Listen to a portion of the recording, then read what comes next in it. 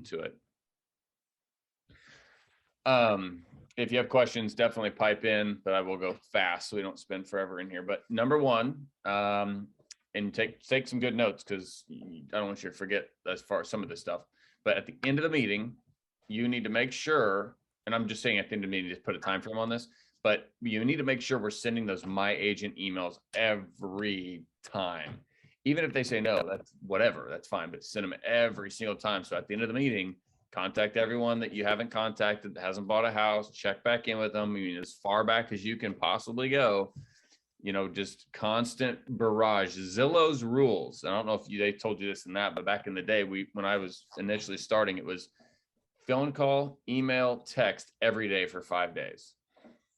And that's what we need to be doing with every contact, because when you bug the heck out of them, finally they call you back, I want to see a house. They realize now, this guy's like on it, right? This guy is crushing it, and he's going to do the same for me when it's actually time to work. So I even say that. So, you know how I've been bugging you so bad? Imagine having me in your team now.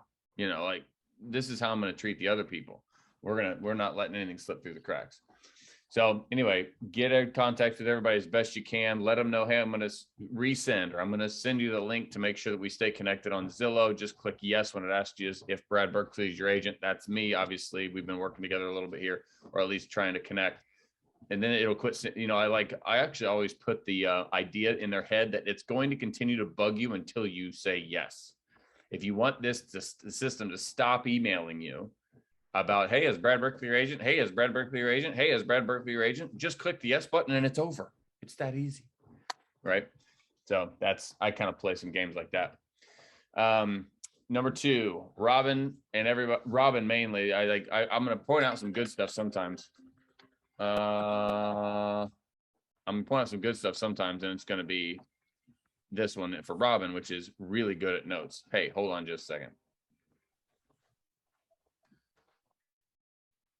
All right, so yeah, great job on notes, and Robin just keeps filling those out. It's perfect. It's tough, and I get it, because we have KV Core and we have Zillow, and Zillow is good because it's going to be good notes until they're in KV Core, although they do shift over to KV Core. So if you want to make your notes in KV Core, totally fine. I'm not sure, maybe the notes even transfer, you could check. But good notes, good for you, because your brain is going to eventually explode. You can handle 5, you can handle 10, you cannot handle 500. So make notes like you have 500 people, and you will have no idea who this person is when they call. You're going to look back at your notes. Questions about more information, down payment, renting, rent to own, whatever, right? You're going to get these calls, and it's going to be like, how much down payment do you want? You're like, what are you even talking about, right? Our brains are going, where are you coming from? They think we're the seller. They think we're the listing agent. They think they're going to buy on contract. I mean, they're just spouting off all that they know.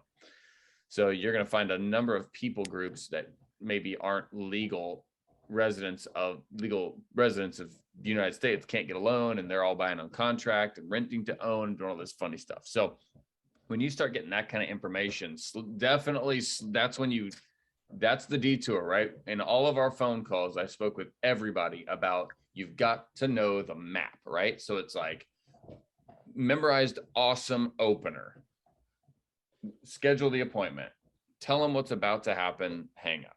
That's the map. You've got to know that map. There's no notes. It's almost completely memorized. But the good news is, when you get off the map, you know where to come back. So how much is the down payment on the house? Ooh, that's a great question. Tell me a little bit more about what you're wanting to do. That's, instead of whatever else you might say, that's where we detour. You kind of stop talking and you listen. Tell me a little bit more about your experience and what you're trying to accomplish. Then you're going to hear, well, I've got about $10,000 to put down on a house. Okay, are you planning on renting or buying? And how are you coming up with the money to buy if you're buying? And then you kind of work through these questions, right? Don't always answer a philosophical reality. I can't remember who it was. Somebody smarter than me will know. Socrates, Plato, somebody. It's like a philosophy that you answer questions with questions. And the answer, I do it all the time, right? You guys ask me a question. Hey, how much earnest money do I put down? I don't know. I got about 17 questions I need to ask you right now. That's, you know what I mean? Like, it's questions are answered with questions in a lot of cases, especially when you're dealing with psychology. So you're going to answer the questions with a question, and just be asking questions, asking questions, asking questions. And then that will really help. Don't ever answer them until you know exactly what the answer is going to be, or you're just going to spin in circles with a dingus that has no idea what they're doing. And you're going to sound like you have no idea what you're doing because you answered a question that was irrelevant, but they thought they were asking the right question, but they weren't. You know, it's just crazy. So, but real quick, if they want to rent, perfect, no problem. Send me their email address and I'm going to send them a Home Partners thing. And if you don't know much about Home Partners, then get on Home Partners, like my email talked about, and learn about Home Partners. You don't need to describe the whole thing to them. This email, the one you guys even got from me, is going to describe it all. But basically, as long as they're willing to rent a house for $1,250 a month, and they want to live on the south side, at least I've got to memorize, which is Franklin Township, Whiteland, and Greenwood, then we can potentially do Home Partners. Otherwise, we don't help renters. Renters, we say, well, you're doing the right thing. Looking on Zillow and looking on Facebook Marketplace are the two of the best places you can find. But basically, I'm no help because all you're going to be doing is asking me to help. And then I'm going to say, well, call the property manager who's going to you're going to use their documents, show at their houses, do their applications. There's nothing I can do to participate in that. However, I've got a great rental program with a national investor that will actually buy a home that you select, and then you can rent it from them just like normal. How's that sound? Hold on, what? Literally, what's going to happen is you and I are going to get you qualified as a great tenant for this really cool investor that does landlording backwards. They wait and find good tenants, and then me and you, the tenant, gets to go point at a house and say, hey, Mr. Landlord, will you buy that one that I can rent? And he goes, yes. And then you rent it. So it's like really a perfect world scenario for most tenants. You don't have to settle for what's available on the market. You get to actually go buy a house that's for sale, or he'll buy that for you and you can rent it. Anyway, that's a Home Partners. But all I need is their email address. Say, Eli, will you please invite this person to Home Partners? Yep. Bink. It takes me 3 seconds. I did it for Robin twice this week. And then you can follow up with them about the program, and you can send them a flyer. You can do whatever. All that stuff's available on there. You do not need to set up an account. You're on my team, so it all operates under my account. So you don't send invitations. You just tell me and I send invitations. If we're talking about contract purchases, talking about rent to owns, talking about any of this stuff, honestly, you can try to answer it. But if you're out of your league, I'm going to talk about something else. Just say, that's a really good question. This is a longer conversation. The answer is yes. Anything is available for anything, but these people want to sell it. So it's probably not this house, but let me do some digging and I'll be back in touch. And then maybe you come talk to me and we do some learning, and I even contact them. You're on the phone. We figure this out, because always remember, you got somebody that wants to put $10,000 down on a house. Maybe we'll go buy the house and then they can buy it from us on contract. So don't think no. No is not very often the real answer. It's normally like, okay, that could get a little tricky. I'll be back in touch with you. I'm going to talk to my team and see if we can come up with a plan for you. So what do we do if they have a realtor and the realtor's not available for showings? What do? You do what I always tell you to do. You cast doubt on the situation. My realtor's not available. Boy, and that stinks. That's something we don't actually deal with. We've got 6 agents, and we're all available kind of to pitch in and make sure our clients are seeing houses as fast as possible. If you'd like to utilize us as your, real estate team of choice, we'll be happy to show you a house. We'll happy to show you 100 houses. It doesn't matter to us, because that's why we built a team. It's kind of a one-stop shop is a pretty tough thing. You're just casting doubt. Boy, that's going to be really frustrating. How is that going to work if they're not available to show houses? What happens if they're not available to close houses? What if they're not available to write your contracts? What if they're not available to deal with your inspections when they come up? Like, I feel like this lack of availability could be a thing that you're going to struggle with for an entire transaction, the largest transaction you'll ever do in your life. Sorry, I can't. It doesn't seem like it's going to cut it. So we've got a team available to make sure we're constantly available for you at some level. And all of a sudden, I'm not telling the realtor's bad. I'm just saying, boy, that sounds like a rough thing. I mean, this is one of the biggest decisions of your life, and somebody's busy in Cabo on vacation. It's going to be tough to buy a house. Anyway, casting doubt. How is that? You're going to hear that a lot of ways when I do listing presentations. I give you an example of a listing presentation. Well, Bob over here said he'd do my listing for 1%. Well, that's interesting. Bob's given how much, like, did you have to twist his arm, cut something off? Like, did you hold a gun to his head? Like, what did you do to get him to do 1%? Oh, nothing. He just offered it. Really? He just gave away thousands of his own dollars with nothing, no big deal. Wow. That makes me wonder, when it's not even his money, when it's your money, for instance, how quickly is he going to give it away too? How hard is he going to negotiate for you when he can't even negotiate for himself, right? I don't know how you say this in that moment because I'm not there with you at the table, but these are the things that you ask these questions. We're not answering them. We're asking questions, casting doubt, and then winning listings, period. So that's another thing. But when a realtor is not available for the showing, say, great, I'm so happy that you called, because that's not something our clients deal with. So I don't even really know how to fix that for you, other than you come work with us. We show houses. Like, that's it. So you're constantly casting doubt. I mean, this is an aggressive game, folks. Okay, so number 5 on my list: get out of your bad phone answering habits. Memorize your opener. Hey, this is I wrote another one down this morning, like, that's shorter, that you might like. I know I've said the same one over and over and over, and I know you guys are kind of inventing your own. I recommend you not invent your own unless they look a lot like these. And if they do look like these, just make sure they've got the same content, because what I do here is a lot of back and forth, still how are yous, different things like that. And we all know how they answer how are you. Fine. You. Now you got to say, I'm fine, thanks. I mean, it's just like this back and forth thing. If you can get all the way to the end, hey, this is Eli, and I'm a local real estate agent and buyer specialist with the Eli Skinner team, one of the largest and most respected real estate teams in central Indiana, and I'd love to get a showing set up for you at 123 Main Street, ASAP. How does that sound? That's long. If you want to cut that down, totally fine. Hey, this is Eli Skinner. I'm a local real estate agent and a buyer specialist with the Eli Skinner team. I'd love to set up a showing for 123 Main Street. How does that sound? I didn't ask them how they are. I said, how does that sound? They're going to go, great. You're going to go, awesome. What time are you available today? 4:30.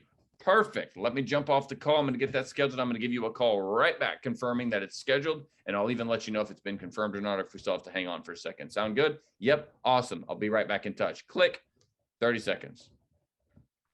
So, hey, this is Brad Berkeley with Simplify at Fathom Realty. I don't even care. I'm like starting to not even care about the Eli Skinner team. The key is, got to get in there somewhere, because they're going to get stuff from us. They're going to see my name, whatever. But at the end of the day, I've listened to so many of your guys' calls and I do like it, but you've got to be fast. You've got to be excited. You can't leave room. There's no punctuation in high speed talking. So, we've all got that friend that's impossible to talk to, because you always think they're done talking and they're not, right? I've got a really good friend of mine. I won't mention his name. I worked for him. Actually, he was kind of my boss for a while at church. And the guy, his periods have a lot of gaps at the end. You legit think this guy is done. He is not done. He is just, spinning beach ball of death on the computer. It's still happening, but you think he's done. This cannot be you. Otherwise, it just gets all muddled up. That's why we memorize it. We go fast. We're excited, because we need to make sure they know when we're done. And that's when I actually pause and breathe. So, hey, this is Eli Skinner with Simplify at Fathom Realty. I would love to set something up for you guys at 123 Main Street. When would be a good time today? That's literally how I answer the phones. So that's how you can answer. Now you can pause, you can figure this out. But if you take what I'm saying and go 50% that direction, you're going to be so much better. So be quick, be excited, not robotic, and it's going to take time. You're going to have to just practice and practice and practice, but it's going to be great. So I'm going to send you what that might look like, but you can come back and listen to this. But those are the types of ways that I knocked it out. Hey, this is Eli Skinner. I'm a local real estate agent with the Eli Skinner team. Love to get a showing set up for you at 123 Main Street. How can I help? What time would work for you? I said, how can I help? That's stupid. But anyway, that's the idea. Be fast talking, excited. Don't leave room for them to talk. Maybe don't invent your own. Let's get it all nailed down really good. Any questions so far? Okay, I told you I'm going fast. If you're out of your league, land, commercial, rent to own, whatever, Tell them you're going to text them directly. Then in the text, ask them for a list of questions. So let's say we're on land. One of you had a land person, right? It's real easy. Wow, that is cool. Okay, here's what I'm going to do. I'm going to, like, I literally just have that conversation. Awesome. Okay, great. Here's what I want to do. I'm going to get some answers for you, but I need another questions first. I'm going to text you directly. I want you to reply back with a list of questions that I could be finding out for you. And then I'll get the answers, shoot them back to you, and we'll figure this thing out. Sound good? Yes. Awesome. And then you do it. That's it. Don't get on there searching and finding. You are, until you are know what you're doing, you are way out of your league on land use, variances, commercial. Don't even bother, because you'll just sound silly talking to them. If they know what they're doing and you don't, it is going to be a train wreck when we can actually fake it better by getting off the phone and putting together answers. So just say, I'm going to text you with it, and I want you to reply back with a list of questions, and I'm going to get to work right away. Show that you're showing initiative, you're ready to work, you're fast. And I promise you, a commercial broker is not just like chatting about commercial real estate. It is, we have answers. How tall is the ceiling? How wide are the doors? How many bays are there? How much parking space is there? What do we need to have it zoned so we can park trucks? Like, whatever. You're not going to just like chat about that. Try to jump right on top of Alex. Something I spoke with one of you about that was interesting, and because it popped into my head at the time, was when Alex is talking, you're already connected. You're going, I don't know that they're there. No, legitimately, when Alex is talking, they're already there. That's why you can hear them in the background sometimes. Believe me, they can hear you too. So if you're like, Alex is talking and you're saying, gosh, freaking another Zillow buyer, whoops, they just heard you. Okay. So that's why I say jump right on top of Alex. You're not waiting on a connection. You are connected. So jump right on top of him. And thanks, Alex, is a really great way to start it. Thanks, Alex. Hey, this is Eli Skinner with Simplify at Fathom Realty. Gosh, I can't wait to show you 123 Main Street. What time would be good today? There we go. Let's see. I'm going to pull up. Jennifer did a really good one. And I'm going to see if I can find it here. There's been a couple. You guys have all, like, Robin and Jennifer picked up most of them because they weren't sick. Let's see here, Jennifer. I want to find the one where she had fun with the guy. Oh, I joked around. I thought, shoot. No, you did. I literally wrote down in my notes, great job. I think this is it. Nope, it's this one. Hold on. All right, I apologize if this isn't it. We'll know quickly. I need to share my screen, I think. Hold on.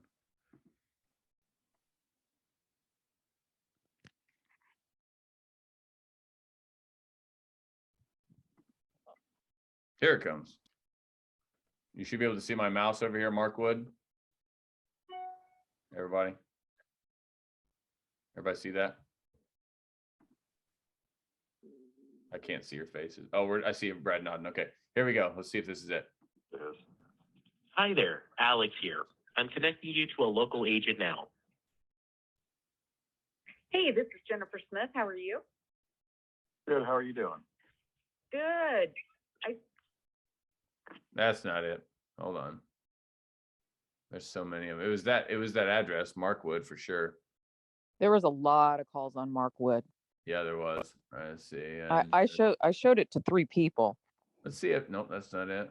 Maybe it was the one maybe this is it. Let's listen to it. Hi there, Alex here. I'm connecting you to a local agent now. Good morning. This is Jennifer Smith with Simplify Real Estate. Nope, it's gonna be that girl. I'm gonna have it. Oh yeah. Then people that are soft talkers or they got babies in their arms or something like that. Gosh, let's see if this is it, Jennifer. Hi there, Alex here. I'm connecting you to a local agent now. Hey, this is Jennifer, and I work with Simplify Real Estate. How are you? Good. How you doing, Jennifer? Good. I'm seeing that you want to see 1215 Markwood. I assume it's correct because I did not memorize the address. Sorry about that. But Well, yeah. if you don't memorize the address, then I can't help you. No, I'm You might assume, yeah, And the whole call was like that. It was great. She has another one later on that she does that to somebody else. So is it Brooke? Hi there, Alex here. I'm connecting you to a local agent now. Hey, Brooke. My name's Jennifer Smith. Wow, by the way, that is gold. Like, that's the excitement level that every call should be. Like, wow, called her by name, excited. Jeez Louise, that was perfect. Here we go, back to the beginning. Hey, Brooke. My name's Jennifer Smith, and I work for Simplify Realty. Hi, Jennifer. How are you today? I am well. How are you? Doing well, thank you. So I Happy have a Mother's message. Day if it applies. It does, and happy Mother's Day to you as well. That was sweet. Thank you. Bless your heart. Okay, so I have a message that you want to see this property in Franklin. Yes, if that's an option. Okay, and you what time did you say today? I don't have the app pulled up right in front of me, but I know you said Oh, today. it's okay. Anytime this evening, if that works for you, if that's available. Okay. Well, it works for me. The question is if it works for the sellers, if they live there, if it's vacant. So if you'll give me just a few minutes, I'm going to look the property up and see what their schedule is, and then I'll give you a call back if that sounds good. Yeah, that sounds great. Thank you so much, Jennifer. Okay, I'll call you back shortly. Wow, that was not the one I thought it was, but that was a really good one too.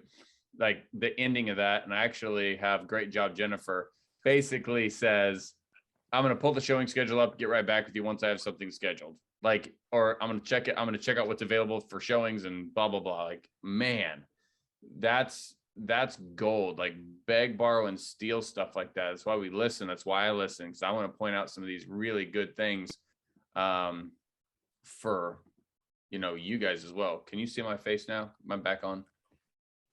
Stop here. Yeah. All right, there we go. So I'm just like, that was really good. Just the way she says, awesome, great. I'm going to pull up this, I'm using the words, pull up the showing schedule, get right back to you. And once I've got something scheduled, I'll be in touch. You'll probably give me 3 to 5 minutes, something like that. They're like, oh, great. And boom, you're done. So, man, that's really good. What to do when they think we're the list agent or connected to the seller? Well, just avoid the question, but you can tell them, like, this is what I do. If you can't avoid it, it's just awkward. I definitely say, well, great news for you. I'm a buyer's specialist. So I have been specifically trained to help buyers acquire property. Means I work only for you. I'm looking out for your best interest. If I was the list agent, you should be afraid right now because I would then be working for the seller and trying to get as much of your money as possible. Does that make sense? That's an example of how I might say that. So, good news for you. I'm not the list agent. Like that would be a bad idea because they work for the seller, and it'd be like, like using the lawyer for your soon to be ex-husband. Like your ex-husband's paying him. He's working for your ex-husband, not for you. You need to get your own lawyer. Same here. You need to get your own real estate agent who can work for your best interest. So again, good. Fortunately for you, I'm not the list agent, because if I was the list agent, I'd be trying to siphon as much money out of you as possible. The great news is I'm going to watch out for your best interests, and we're going to try to acquire this property in the best possible scenario for you as a buyer. I'm a buyer specialist. This is why I work alongside Zillow to take care of pretty much a huge chunk or as many buyers in the area as we can kind of work together on. So that's a way we're getting around that. So if you can tell they think you're the list agent because they're saying what conditions the property in and how high are the taxes and all this stuff, get out of it by saying, well, first of all, I don't know a ton about this property. I've seen it, and you just saw it about 30 seconds ago when they clicked the button. I've seen it, but I've not seen it. I've not researched it yet. So I'd love to, but let's get a showing scheduled because you can't really buy a house unless you've seen it anyway, for the most part. So let's get a showing scheduled, and then we'll come up with a list of questions that I could be learning and finding out for you. So figure out if you start thinking they think you're the list agent, fix it real quick by celebrating that you're not. How firm is the seller on price? Was somebody got that one? Again, we're at listing agent. You're not the list agent. So this is how, but I have no idea. Honestly, fortunately for you, I'm not the list agent. I'm going to be here to work for you, protect you, and blah, blah, blah. But as far as price goes, why we don't even care. Like, they could list it at $1 million. They could list it at $1. That does not impact our offer. You will, that guy specifically, you probably know what you want to pay for it. Let's just offer. No big deal. That we do this every day. Sir, we do over 100 transactions a year. We know how to just put offers on the table, let people say yes, no, maybe so. Right? That's the scenario you do. You don't get bogged down on it. Let's just write an offer. No big deal. If you got a guy that's like, that's pushy, kind of knows what he's doing, it's great. Awesome. We don't need to see the house. Perfect. Awesome. Love it. Well, I'm going to send you a text with all the information I need. Let's just put together a great offer. And in the email to the agent, I'll let them know why our offer's low. Maybe they've accounted for it. Maybe they haven't. Maybe they're unrealistic. Maybe they're ready to sell. We'll find out when we write the offer. So don't forget, Mr. Buyer, you're always in charge. If they don't like your offer price and they counter offer you, you can say no. Like, no big deal. When they schedule the showing on Zillow, or try to, just throw Zillow under the bus. It doesn't work right? Oh, look, somebody had one where it looks like they want a 3-hour notice. I'm sitting by the house. I want to see it right now if I can. Awesome. Let's try to get it set up. I don't know what Zillow is doing, but that showing schedule has nothing to do with the seller, which is kind of important when you're showing houses. So we ignore that. That's just a good way to let us know your goal of a time frame, maybe. But I see you're sitting there. Let's just go figure it out. So give me 5 minutes. I'm going to go schedule it, and I'll let you know. Like, just throw Zillow under the bus. That showing thing doesn't work. It means absolutely nothing. It's not connected anything in the world of the seller. So it literally does nothing except for tell me that you'd like to see it at 4 o'clock. I know it made you feel like you got a showing set up, but you don't. Now I'm getting ready to set one up for you. So just remember that when you're in the Zillow scheduling world and they're trying to talk about it. I love using it. You guys do a good job of using it to start the conversation about, looks like you want to see it at 4:30 today. Does that still work? Yep. Or nope, I want to see it tomorrow at 4:30. Oh, well, that's okay. The Zillow thing doesn't work very well. So you probably clicked yesterday and it told me today, right? Throw Zillow under the bus. Totally fine. If the connection is bad, mention it. Blame Zillow's internet and tell them you're going to call them back. Say, hey, our connection's terrible. This silly Zillow voice over internet protocol. I'm going to jump off. I'm going to call you on my cell phone. Let's make sure this is nice and clean. I want to make sure I'm giving you the best service I can. Real easy. Don't be nervous. I know it's so hard in the middle of the battle, but you're going, Eli, it's not that easy. Oh, it is. It is that easy, but it's scary. I know it. But the key is when you're trying to, a guy like me with nice big ears, and I'm worried about getting made fun of, I might say, hey, man, God didn't give me these nice big ears for nothing. I can hear like a bat, like a really good, right? And when I point that out, whatever the awkward situation I was worried about avoiding is now gone because I just pointed it out. There's no elephants in the room. That's something that I know I have learned over the years, like 20 years of adulthood, is if there's no elephants in the room, then all the nerves and fear dissipates because you're not getting found out. Like, it's just all out in the open. Oh gosh, this is terrible. Can you hear all that static? Here, I'm going to call you back on my cell phone. This is silly. Zillow's internet's terrible sometimes. They don't know any different. They're just like, awesome, great. And then you call them. So just don't let there be an elephant in the room. There's honestly no reason for it. Somebody said to somebody else, I can barely hear you. And and they're like, oh, okay. And then they kept talking soft and she turned her phone up and whatever. Call it out. No big deal. The real people on the other end, they're not scary. I promise. Well, most of the time they're not scary. 43 seconds. This week record goes to Robin. That was the fastest call. And it was a booked appointment call. So that was good. Jennifer was close with 57 seconds. Like, legit, guys, these don't have to be long. They get long sometimes, but you're going to get really good at avoiding long if you start, as you keep taking 10 a day. But good job. That's fun. If they keep losing offers, what do we say? So as one of you has an agent, they keep losing offers. The agent said, I work a full-time job on the side. I won't be offended if you call the list agent or find another, well, that was more information than we normally get, but thank you. But at the end of the day, if they're keeping losing offers, again, what do? We just cast doubt. We resonate with the pain and we cast doubt. We're going to say, feel, felt, found. I understand. I think I understand how you feel. I've definitely felt, found. I understand how you feel. I felt that way before. And what I've found is, and you give them the solution. I understand how you feel. I've definitely felt like I was waiting around and whatever, I've felt that way before, where you're kind of waiting on someone else for something that's super important to you. It doesn't feel like it's maybe at their level of importance that it should be to be in your world. But what I found is that just means you might need to try something different, because to continue the same thing and expecting different results is craziness. So I feel that way. I understand how you feel. I felt that way before. What I've found is you need a new real estate agent. And I've got a team of about 6 people that show houses all the time. Why do we have a team? Because one-man show is really hard when you're trying to help your clients see houses every single day. So I don't know how to, whatever. So in this case, they keep losing offers. So yep, that would be frustrating. I definitely have felt that way before. And here's what I found is you might need to try a new strategy. And I don't know if your agent knows all the strategies. We've been industry leaders in strategy and winning percentage for years. There's not really metrics behind that. However, I know for 18 months, we did not lose a multiple offer situation. Now that was a little bit ago, but we set the tone for the industry in our area on how to win in multiple offer situations. Now people are copying us, and we've invented other ways.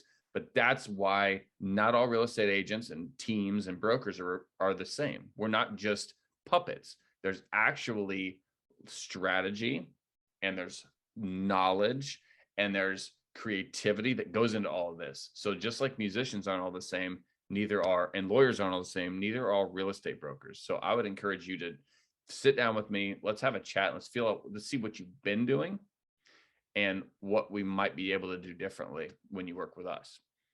You'll find out they don't even know what earnest money is. You'll find out they don't even know what they can't explain an appraisal gap to you. You'll find out that they haven't even heard about limited inspection scopes. Like they don't know all this stuff, and you're gonna be able to win them over easy. So if they keep losing offers, say, yeah, that makes sense. A lot of people lose offers to our clients all the time, and they're complaining to their agent, why do we keep losing offers? And it's because our team keeps picking the houses off. So I'd love to see you work with us. Maybe we could add you to the list. Is it still available? What do we say? That's a great question. Sometimes you can't trust the internet, laughingly, right? Sometimes you can't trust the internet, can you? Well, let me do some checking. I'll get back in touch with you. I try never to say that it's not available until I've got a solution for their problem, which is another house or two. And as Robin did a good job of, well, it doesn't even matter. Let's go write a backup offer. Okay. That's a big deal. Writing the backup offers, finding other houses and calling them back. Like you'll hear me talk all the time. You want to find a seemingly legitimate reason to be contacting them again. It does not have to be legitimate. You can absolutely make up a reason, but it needs to seem legitimate. So remember, it might be 7 times before you really win them over. So why waste all your ammunition on the first call? You got this first call, we're off in 60 seconds. The second call, we're calling back to say, hey, that one actually did sell this weekend.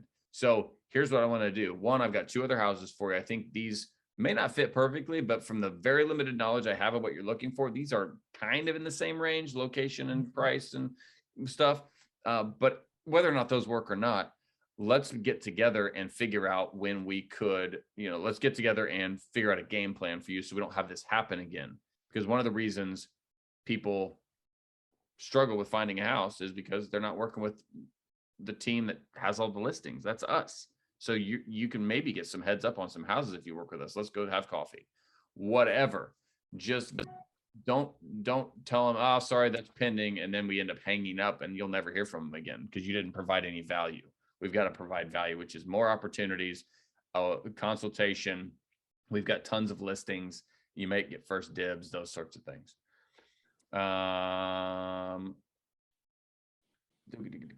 Jennifer had some fun with her client. I wrote that down already.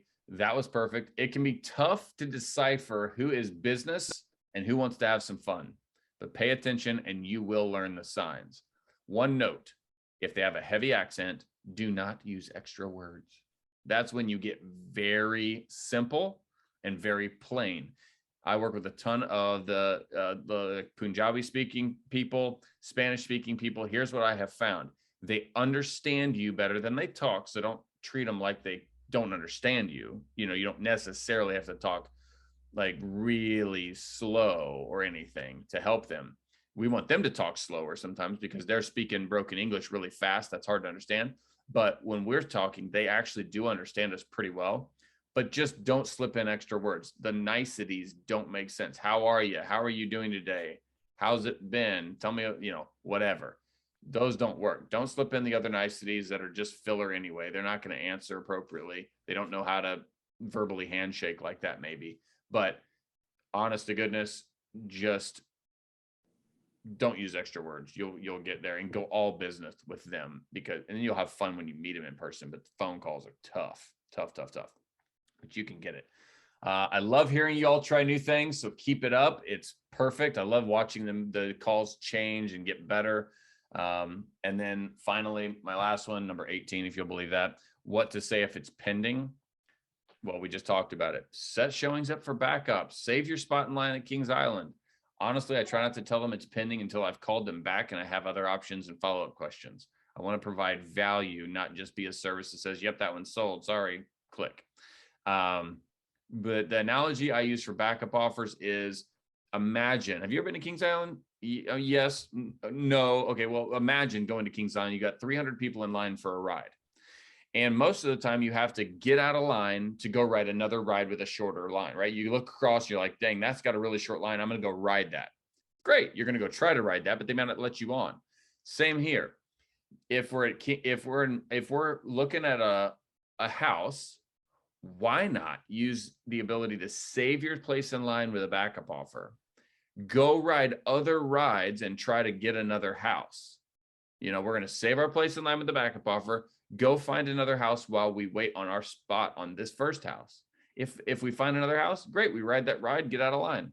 If we don't find this house, good news. We're still in line. It's perfect. Why people don't do a backup offer is crazy to me in this market. You put 10 backup offers in with a little bit of earnest money, you can have all the earnest money back if none of them work. If one of them does work, though, you're going to be really glad you're in line. So stay in line while you go ride other rides. That's the analogy I use. So any questions before we dive into deals? Yeah, I got one question All right. on the backup offer part. Okay, because I had one client ask me, well, they just made a comment because I showed them a house in Whiteland and there was an offer put in and accepted right after we showed the house, and they loved the house. So I said, well, you can always write a backup offer, you know, if you really love the house. And he said, well, I don't want my money tied up in that if we find another house. So I'm trying to remember, it's not really accepted until the seller says, I like it, I accept it. The other one fell through, until they actually, accept the offer. That's when you're tied in, correct? So and it's communicated, sorry. Yeah. No, yes, you're tied in when they say yes. So the first offer was tied in when they accepted it. The backup offer is actually officially a backup offer when it's accepted as well. So they're going to accept ACCEPT. They're going to accept your backup offer and you are in, but you're not locked in, but you are in. There's nobody else that can come in and take your place. Right. I'm just, because his concern was, okay, if I go look at another house and I've already put a backup offer in, and let's say I like this other house better than the backup offer, and they've already accepted it, when he likes this other house, then he feels like he was stuck. That's actually exactly how this works. Is the goal is to get yourself, save your spot in line with the backup offer and go ride other rides that are potentially shorter that you may like more or the same. So we are saving our spot in line with the backup offer, an accepted backup offer, and we're going to put, $500 earnest money, something small. And then we're going to go ride other rides, put in other offers. And the moment we get an accepted offer, we kill this one. Okay. I think, well, maybe I'm not saying it right. I think he was worried that they would accept the offer when he found another house before he completed that transaction in the other house. And then he couldn't get out of the current one that he put a backup offer in. So You know he's what I'm saying? thinking that 5 minutes where he has an accepted offer on house B, Yeah. he's going to have a problem, and house A is going to accept it. All of a sudden, he's got two houses. Yes, Okay. exactly.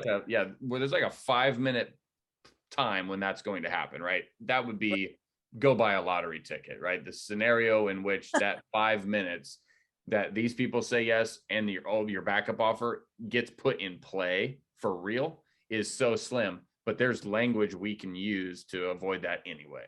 So Okay. yeah, we're already on top. That's why you work with us. We're already on top of that, sir. We make sure Okay. that in the event another one of our offers is accepted, this one dies automatically. Okay. Good. Okay. Because I was like, I understand. I just said, I understand your concerns there. Yep. And Yep. so he really didn't want to do that. So I just, we moved on and went to other houses. But Perfect. And that's fine too. I would bring it up with him today and just recommend, hey, I'm still thinking we should get in line for that one house. I mean, put the backup offer in, $500 earnest money. We'll have a automatic, transaction killing language in there where if another one of our offers gets accepted on another house, then this one automatically dies. We do that all the time. So I still think we should put a backup offer in. And like I said, you're going to 1% earnest money is normal, but in that case, on the purchase agreement, we write 1% of earnest money. So, call it $2,500 in the PA, but on the backup offer addendum, there's going to be this section where you can fill in other stuff. And it's going to be things like buyer will deliver $500 of earnest money at the time of acceptance and the remainder when this offer is in first position. And then another thing might say that this offer automatically terminates in the event another of buyer's offers is accepted on another property before this one becomes first position. And all of a sudden somebody says yes, it dies, gone. okay. Got it. Perfect. Yep.